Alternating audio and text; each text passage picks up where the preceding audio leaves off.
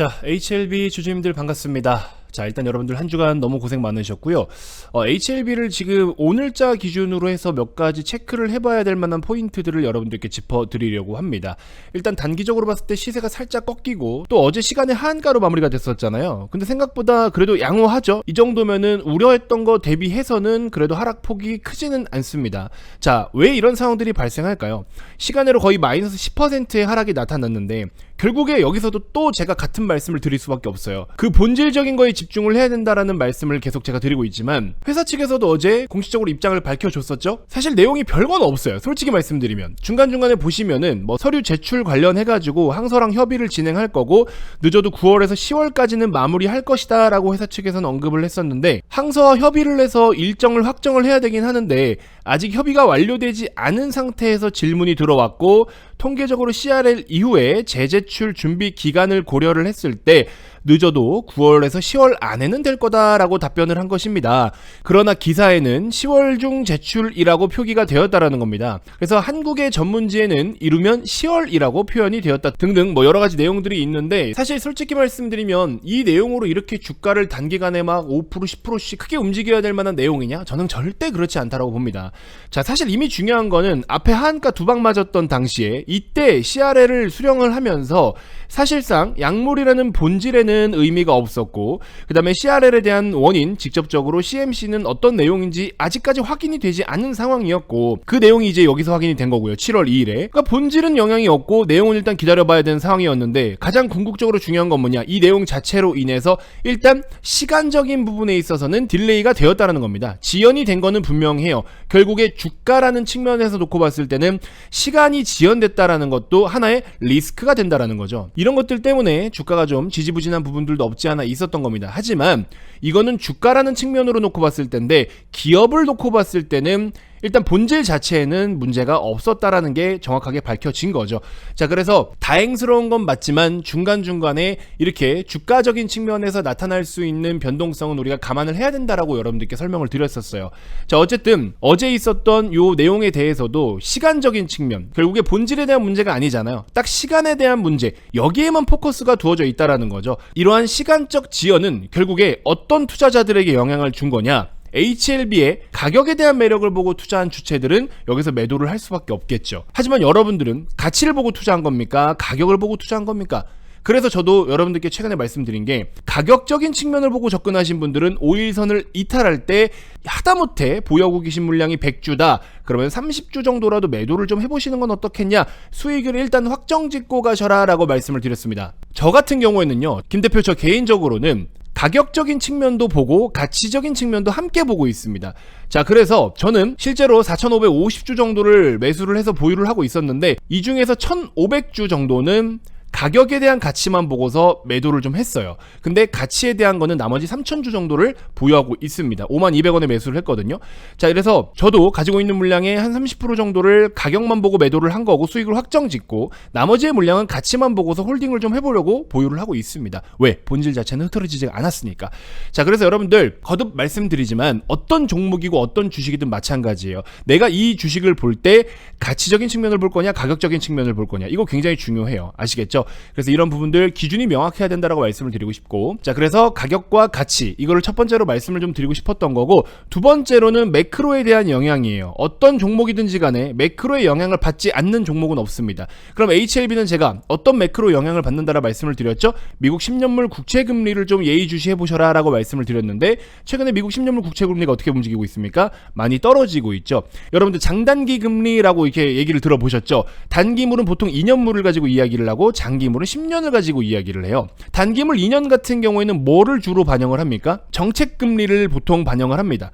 그래서 통화정책이 어떤 식으로 움직이느냐, 단기적으로. 그래서 정책금리를 보통 반영을 하고 있고 10년물 같은 경우에도 정책금리가 반영이 되기도 하지만 정책금리로 인한 장기적인 해당 국가의 경제 전망치를 또 반영하기도 합니다. 그래서 앞으로 미국에 대한 경제 전망이 어떻게 될 것이냐, 이런 장기적인 경제에 대한 컨디션을 또 이게 이야기를 해주기도 합니다. 자, 아무튼 이렇게 국채금리를 통해서 그래서 우리나라의 제약바이오라든지 인터넷 플랫폼 성장주들에게도 당연히 금리로 인한 주가 영향을 받죠. 자, 그래서 HLB의 외국인들의 수급이 최근에 나쁘지는 않거든요. 이런 외국인들의 수급이 유입이 되려면은 일단 환경이 먼저 돼야 돼요. 환경이.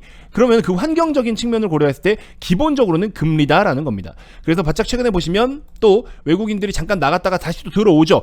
이렇게 외국인들의 수급이 조금이라도 유입이 될 수 있는 환경은 뭐다? 매크로. 그 매크로는 일단 금리가 하락 안정화되고 있다라는 겁니다. 그래서 이런 부분들은 HLB에게 긍정적인 영향을 주고 그게 외국인들의 수급으로 불러 들어온다. 이렇게 일단 기본적인 루트도 이해를 하시면 될 것 같아요.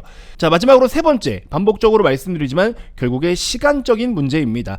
자, 근데 솔직히 말씀드리면 여러분들, 저도 그렇고 여러분들도 그렇고 시간을 어떻게 우리가 컨트롤할 수는 없어요. 그렇죠? 그리고 주식이라는 게 좋은 수익을 만들어내려면 어떻게 해야 됩니까? 기본적으로는 좋은 종목을 사야 돼요. 그렇죠? 좋은 기업에다가 투자를 해야 되는데 기업에 대한 건전성과 기업에 대한 가치, 그 다음에 추가적으로는 시간적인 투자를 충분히 해주셔야 됩니다. 그래서 예를 들어 에코프로 같은 경우에도 1400%가 오르는 시간이 6개월에서 7개월 정도가 걸렸어요.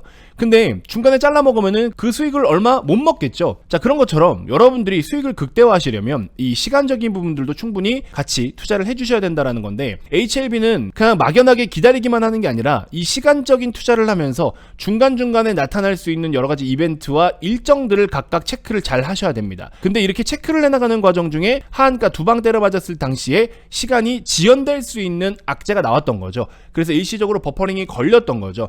예를 들어 볼게요. 예를 들어서 올 12월에, 올 연말 12월에 제품 판매가 본격적으로 가능할 것 같아. 이렇게 계획을 좀 세웠어. 근데 이게 하다못해 2, 3개월이라도 딜레이가 걸려버리는 거죠. 이번 사태로 인해서. 아, 이거 좀 지연됐네. 한 2, 3월 정도까지 또 밀리겠네. 근데 이게 밀리는 것만이 문제가 아니야. 밀리게 되면은 이거 이러다가 또 안 되는 거 아니야? 다음번에 또 밀리는 거 아니야? 이런 생각까지 보통 해요, 주식시장은. 그러다 보니까 주가가 잠깐 지지부진할 수밖에 없는데 원래 그래요. 원래 주식이라는 놈이 그렇습니다. 그러니까 여러분들 1번으로 말씀드렸던 것처럼 가격만 보고 투자하실 분들은 그냥 시세 움직이는 거 보고 빠지면 팔고 또 더 많이 떨어지면 사고 좀 더 오르면 팔고 그걸 반복하시면 돼요. 그리고 가치를 보고 투자하시는 분들은 오히려 이러한 하락 때문에 내가 그동안의 비중을 좀 많이 못 실었고 주가가 이렇게 움직일 때마다 공부를 해보니 좀 괜찮은 종목인 것 같아.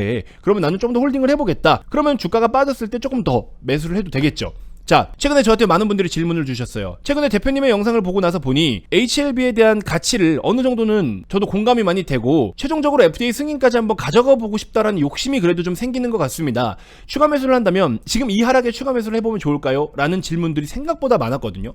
자, 물론 추가 매수를 더 하셔도 좋습니다만 정확하게 여러분들이 얼마에 어떻게 들고 있고 자금 상황이 어떤지는 제가 모르기 때문에 그런 부분들을 함부로 말씀드릴 수는 없습니다만 기술적 관점에서 말씀을 드린다면 75,000원에서 80,000원 사이까지 추가적으로 좀 더 하락이 나타난다면 추가 매수 진행해 보셔도 좋다. 근데 이 변동성이라는 게 그날 어떤 상황과 어떤 컨디션을 보이면서 변동성을 나타내는지를 확인을 하고 사야 되기 때문에 조금 애매한 부분이 없지 않아 있어요. 이런 거는 실시간으로 보고 판단을 해야 돼요. 근데 일단 기본적으로 75,000원에서 80,000원 사이에서는 조금 더 매수를 해보셔도 좋다. 저는 좀 보수적인 성향이에요 하시는 분들은 70,000원에서 75,000원을 보시면 돼요. 어쨌든 중심 가격은 75,000원이라는 가격 잡고 조금 공격적이다. 나는 그렇게 뭐 짜잘한 금액 그렇게 많이 신경 안 써 하시는 분들은 75에서 80 사이, 나는 좀 보수적이야. 그런 분들은 70에서 75 사이 이렇게 구분지어서 보시면 될 것 같아요. 어렵지는 않습니다. 그렇게 잘 참고해 주시면 될 것 같고, 최근에 HLB 주주님들께 제가 따로 영상을 좀 보내드리고 있었잖아요. 어제 거는 아직 못 보내드렸습니다. 이게 변동성이 너무 크니까 상황을 보면서 해보자 이렇게 생각하고 있었거든요. 그러다가 영상 준비하고 발송드리는 시간에 벌써 장이 열려버리고 또 하루가 그냥 지나가버리고 이래요. 자, 정말 죄송하지만 어제 문자를 주셨던 분들 주말 중에 발송드리겠습니다. 이제 주말이면은 시세가 멈춰 있잖아요. 그러니까 저도 내용을 한번 정리를 싹 해가지고 시세가 멈춰 있는 동안에 여러분들이 편하게 생각하실 수 있게끔 내용을 한번 다시 정리해서 보내드릴게요. 요걸로 이제 딱 픽스를 해서 여러분들 앞으로 끌고 가시면서 참고를 좀 해보시면 될 것 같아요. 자, 그리고 이제 계속 말씀드리지만 하반기 여러분들이 투자하고 계신 금액의 100%를 HLB에다 몰빵해서 들고 가시는 분들이 물론 있을 수도 있겠지만 아마 대부분 그러지 않으실 겁니다. 그러면 지금 여러분들이 꼭 들고 가셔야 될 만한 종목이 있단 말이에요. 근데 그 종목들이 시세가 지금 양호합니다. 꽤 양호한데 제가 항상 말씀드리죠. 주가라는 것이 어떻게 움직이는지 빠꾸로 한번 계산을 해보셔라. 결국에 실적에 의해서 움직여요. 그럼 실적 전에는 또 뭐가 있습니까? 수주가 있잖아요. 수주가 실적이 되고 실적이 주가가 되는 거다. 근데 지금 수주가 이빠이 공격적으로 들어오고 있는데 연간 목표했던 것들을 벌써 막 60%, 80% 수주를 달성했다. 이 말은 뭐예요? 이 수주가 결국에 작업해서 제품을 생산하는 리드 타임을 거쳐서 실적으로 무조건 반영이 되겠죠. 그럼 실적으로 반영이 됐던 게 결국에 주가로 간단 말이에요. 그럼 이거는 너무 편안한 투자가 될 수 있고, 이러한 루트로 종목을 선정해서 투자를 하시면 이거 수익을 못 내면 바보예요. 이걸로 수익을 못 내면 그냥 은행을 가셔야 됩니다. 진짜 주식을 왜 하나 싶어요. HLB는 좀 다른 케이스죠. HLB는 이런 루트가 아니잖아요. 앞으로 실적이 어떻게 만들어질 것이냐, 그리고 제약바이오는 사실 수주를 보고서 들어가는 건 아니잖아요. 그 기술에 대한 걸 보고 들어가는 거니까 요거는 관점이 조금 다른데, 그렇기 때문에 본질에 대해서 계속 공부를 하라고 말씀을 드렸고, 제약바이오가 아닌 제가 말씀드린 뭐 조선이라든지 2차전지 지금 바닥 나오고 있죠. 오늘 포스코홀딩스 같은 경우에도 밸류데이 행사가 있었습니다. 2차전지 쪽으로 투자 안 줄인다라고 해요. 그리고 리튬 메탈 음극재, 이것도 굉장히 큰 모멘텀이 될 것 같거든요. 리튬 메탈 음극에 대한 이야기도 오늘 본격적으로 나왔고요. 여러 가지 모멘텀이 지금 많아요. LG엔솔, 삼성 SDI도 LFP라든지 ESS 쪽으로 바닥 찍고 있고요. 테슬라도 차량 인도량 서프라이즈 나왔죠. 2차전지도 무조건 보셔야 됩니다. 그래서 제가 조선부터 뭐 2차전지까지 등등 여러분들이 하반기에 그냥 보유만 하셔도 진짜 기대 수익률 못해도 50% 70%씩 낼 수 있을 만한 종목들 제가 정리 깔끔하게 해서 매매 전략까지 HLB 영상에 함께 담아서 이 영상을 링크로 보내드릴게요. 클릭해서 그냥 시청만 하시면 됩니다. 영상으로 보시면 여러분들 이해가 좀 더 빠르시잖아요. 그렇게 준비를 해서 주말 동안 다 보내드릴 테니까 HLB 주주님들도 꼭 한번 시청을 좀 해보시고요. HLB 주주가 아니시더라도 저에게 연락을 주시면 이 무료 추천주도 함께 드리도록 할게요. 그리고 HLB 주주가 아니시더라도 이 영상을 보시면 아, 투자를 이런 관점으로도 할 수 있구나, 내가 그동안에 너무 어렵게 주식 투자를 했구나 라는 생각이 드실 거예요. 꼭 한번 영상을 시청을 해보시길 바라겠습니다. 그냥 무료로 어떤 세미나 한번 가가지고 강의를 듣는다라는 생각으로 영상을 보셔도 돼요. 아마 여러분들이 그동안에 그 어떤 곳에서 보던 영상하고는 좀 다르실 겁니다. 자, 이렇게 따로 영상을 발송해드리는 이유는 그만큼 진정성 있는 분들께만 공유를 해드리고 싶어요. 지금도 악플이 은근히 많이 달려요. 내가 뭘 잘못했다고 악플을 다는지는 모르겠지만 어쨌든 의견이 다를 수가 있기 때문에 악플이 정말 많이 달리는데, 제가 정성껏 준비한 그 자료들을 그런 논리도 없는 인간들에게 욕을 먹어가면서까지 그렇게 영상을 공유할 이유는 없다라고 봅니다. 그만큼 진정성 있는 분들께만 영상을 따로 보내드리도록 할게요. 링크로 보내드리니까는 여러분들 부담 없이 클릭해서 시청이 가능하시거든요. 24시간 언제든지 연락 주셔도 좋습니다. 이 녹화가 끝나면 바로 영상을 준비해서 저에게 연락 주신 분들께 싹 다 보내드리도록 할 테니까 편안하게 연락 주시면 좋을 것 같습니다. 자, HLB 주주여도 좋고 주주가 아니어도 좋습니다. 김대표 개인 번호로 머니코드라고 보내주시는 분들께는 HLB 투자 전략에 대한 부분과 그리고 간단한 교육 내용과 하반기에 여러분들 편안하게 보유해도 50에서 70%는 최소로 수익을 좀 낼 수 있을 만한 그런 하반기 기대 유망주들 이렇게 정리를 싹 해서 링크로 보내드리도록 하겠습니다. 자, 여러분들 한 주간 너무 고생 많으셨고요. 즐거운 주말 보내시고 다음 영상에서 또 인사드리도록 하겠습니다. 고맙습니다.